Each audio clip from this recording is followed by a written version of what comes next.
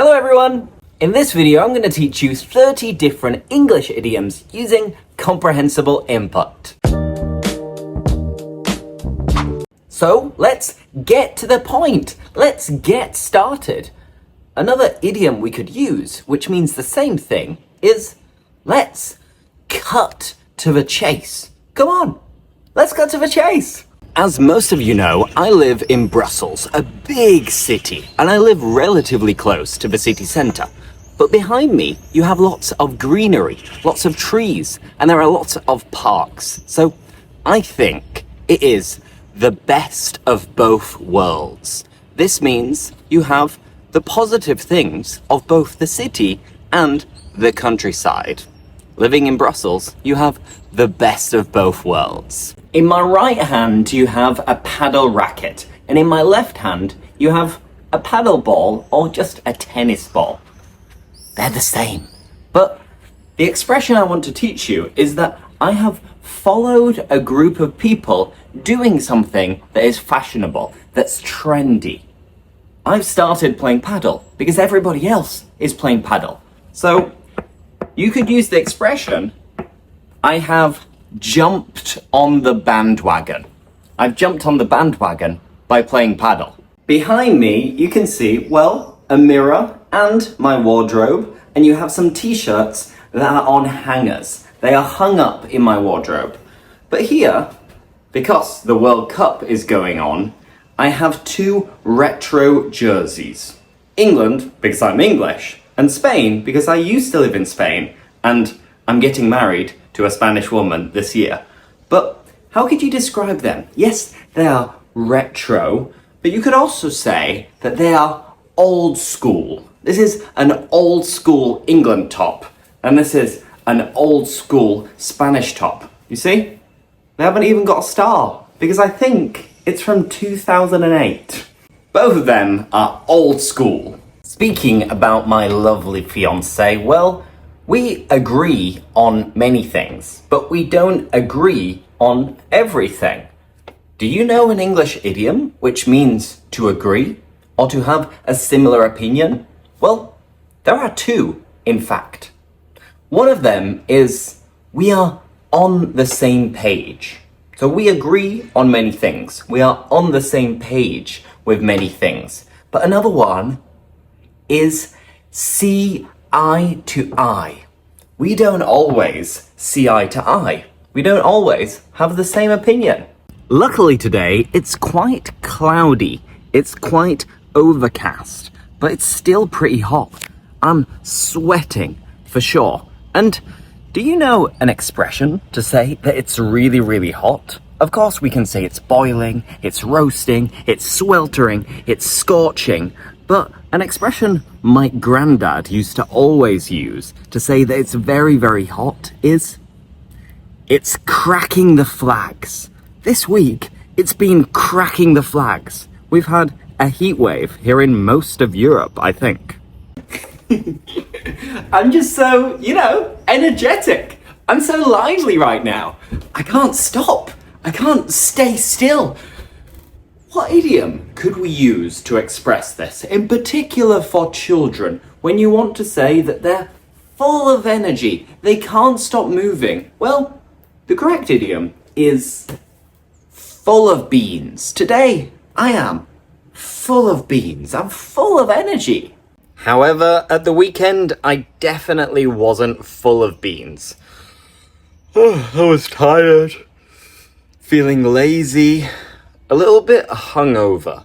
And why? Well, because on Saturday night, I went out with my friends and we went partying hard all around the city. What expression could we use to say that you went out and partied hard? Well, we've got an interesting expression in English, and it is paint the town red. On Saturday night, I met up with my mates and we painted the town red. Woo, woo, woo! If I were really, really tired, really sleepy, and I couldn't stop yawning, then what would I do? I'd go to bed, of course. And what expression do we use when somebody goes to bed? They go to sleep? Well, there are two. You can say, I'm going to hit the sack, or I'm going to hit the hay. I'm off to bed. Then, if you sleep really, really well, you sleep so peacefully, what expression do we use? Well, when I'm tired, I definitely sleep like a baby. I sleep like a baby. I sleep really well, which is strange because babies, they're known for waking up and crying in the middle of the night. So maybe babies don't sleep like a baby. And a bonus expression, if you sleep very heavily, very deeply, you can also say you sleep like a log. Sleep like a baby and sleep like a log. Now, as you can see, I'm back at my desk where I teach the majority of my classes. If you're interested in joining my classes, as always, there's a link in the video description. But I'm holding a notebook. But what if this was a normal book? And I loved reading. What do you call someone who loves reading, who is addicted to reading? Well, they are known as a bookworm. My mum is a bit of a bookworm. She loves reading. Me, personally, I'm not really. Continuing with books. Now, what expression could we use if you start studying really hard? Maybe you've got exams coming up. You're going to do some tests. Then you need to study. And in English, strangely, to study hard, we use the expression to hit the books. I've got an exam tomorrow. I need to hit the books. Earlier on, I had an omelette for breakfast, let's say brunch, and usually I add a little bit of salt, of course. But here I have salt and sugar, and I picked the sugar instead of the salt, and I started sprinkling some sugar on my omelette. It wasn't nice. I ruined it. But this was a really, really rookie mistake. It was an error that only young children make. An expression to say this is, it was a schoolboy error. I made a schoolboy error. Silly me. The sun has just come out. As I said, it's pretty warm, so it's gonna get hot soon. But right now, I'm just, sunbathing a little bit and closing my eyes. And the sun is very, very bright. You see, I'm squinting as a result. Maybe I should get my shades, my sunglasses. But an expression to say, be optimistic. Because, despite putting sugar in my omelette, I prefer to think that it's not gonna ruin my day. It's no big deal. So using bright, an expression which means be positive. Any ideas which one it is? It is look on the bright side. I prefer to look on the bright side. And a song. Always look on the bright side of life. Do-do, do-do, do-do, do-do, do-do. I should actually go to the supermarket. I've got some things that I need to pick up. I need to do, a quick shop. So, right now, I'm on my way out of the flat. And I'm going to leave. To leave, an expression to start traveling, also coming from a song, is hit the road. Now, I'm gonna hit the road. Hit the road, Jack. Don't you come back no more, no more, no more, no more. I'm not actually gonna hit the road, you see. I've got to finish the video, haven't I? What have I got here? Well, it is a pack of eggs. In fact, I have a dozen eggs. Oh no, there's one missing. So I have 11 eggs. And what about this? What would you call this in English? Well, it is a basket. And I'm gonna place my eggs in the basket. Now, what expression could this be? Well, it's a way of warning someone, of saying, don't bet only on one possibility. And it's used a lot with betting. So don't put all of your eggs in one basket. Don't bet all your possibilities on one outcome. Don't put all your eggs in one basket. Going back to the World Cup, who do you think is going to win the World Cup? Who is your prediction to lift the trophy? I am not sure. You see, I have no idea. There are options like England, Argentina, Spain, the Netherlands, Portugal, or France. They're probably the biggest candidates, if you ask me. But your guess is as good as mine. English idiom. If you say, your guess is as good as mine, it means I have no idea. Who do you think is going to win the World Cup? Your guess is as good as mine. Honestly, I really hope it's England. I think it's about time, because England have only won the World Cup once. It was in 1966. Obviously, I don't remember this, because I'm just a baby. I'm not that old. So, it's been how many years? 60 years since England last won the World Cup. It's been ages. Or, a very British idiom we could use here is, it's been donkey's years. Donkey's years means a really long time. It's been donkey's years since England won the World Cup. So, fingers crossed. Touch wood. I've already told you, I'm getting married this year. But a year ago, more or less, I got down on one knee and I asked my then girlfriend, now fiancé, would you like to marry me? Or will you marry me? So I asked her for marriage. A nice idiom we could use that means the same thing is I popped the question. I popped the question and she said yes! How about an expression which means to get married? Because we have another English idiom which means to get married. In October this year, we are going to tie the knot. We're going to tie the knot in October. To tie the knot is simply to get married, to say, yes, I do. As you can imagine, we are preparing everything, we are organizing everything, and the thing that excites me the most is obviously the honeymoon. It is the holiday you go on after you get married. And I'm planning on doing this around Christmas time to not take too much time off work, but we don't know where to go. We are kind of thinking like, oh, maybe Costa Rica? Maybe Vietnam? Maybe we go to Mexico or Brazil? We can't make up our minds. We can't decide.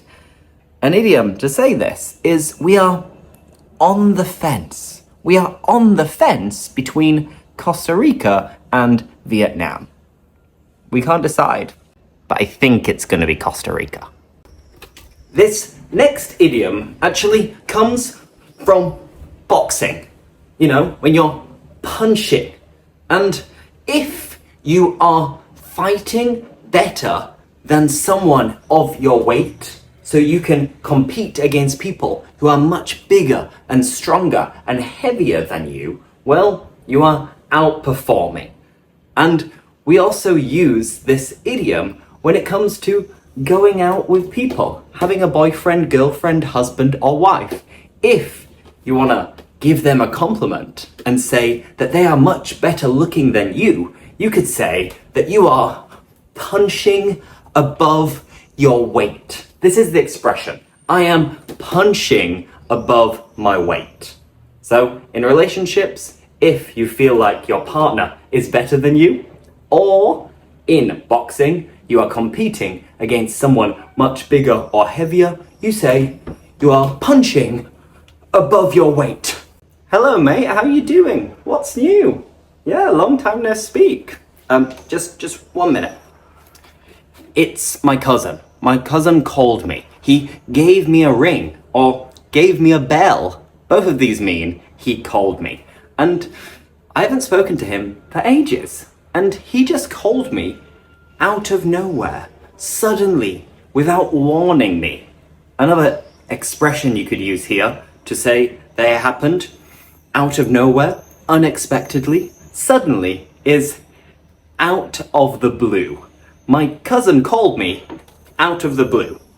Yeah, so I can't wait to see you. Bye! I'm wearing blue shorts. And the next idiom also includes the colour blue. And it's one that you might be familiar with. It's used to say rarely, hardly ever, that something doesn't happen very often. I mentioned paddle. I jumped on the bandwagon and started playing paddle, but I don't play very often. I play once every, 6 months. So I play paddle once in a blue moon. Once in a blue moon, very rarely. Hardly ever. I don't feel very well. I feel a little bit poorly. I keep sniffling, blowing my nose, achoo! Sneezing, coughing. I feel a little bit sick, a little bit ill. I'm sure you know this idiom. I feel under the weather. I'm a bit under the weather at the moment. Achoo! Now I am self-employed. I am a freelancer. I am my own boss and I don't have any employees. But 2 years ago, I used to train other teachers and I would, teach them my methodology, I would do observations, and I would help them out so they felt more comfortable in their position, all online. An expression to say this, that you are training or mentoring or explaining things to new or inexperienced workers, is show the ropes. So when we hired new teachers, I would be the one who would show them the ropes. I would teach them how everything works. And you can also say that I would help them to learn the ropes, to learn everything necessary about the job. I've got my next class in, how long? 15 minutes, more or less? So I'm running out of time to finish recording this video. So I'm rushing, I'm hurrying, I'm in a rush, I'm in a hurry. An expression you could use is that I'm working against the clock.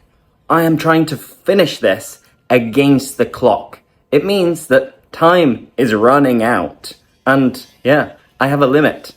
I'm doing this against the clock. All right, I think I've made it in time. I've got 1 minute left. I'm just about to start teaching. So if you want to express that you've only just done something in time, you've barely managed to do it, we use an idiom, and it is by the skin of your teeth. So I've just managed to finish that video by the skin of my teeth. I only just managed to do it. I did it by the skin of my teeth. But wait, we haven't finished yet. Not quite yet. Here, I've got the tennis ball I was using earlier, and this expression is related to balls. And the expression means, now it's your turn. Now it's your responsibility. It's your go. The expression is, the ball is in your court. Now, the ball's in your court. Trust me. Because this last expression, I need you to write the meaning in the comments. So pay attention. I'm on the couch, on the settee, and I can be a lazy person who enjoys spending a lot of time on the settee, on the couch, on the sofa. So, how would you describe me? What idiom could you use to describe someone who spends a lot of time relaxing, chilling, and being lazy on the sofa? Let me know in the comments. Thank you so much for watching. If you want to join my classes or download my app, there's a link in the video description. And yeah, I'll see you next time. Bye bye!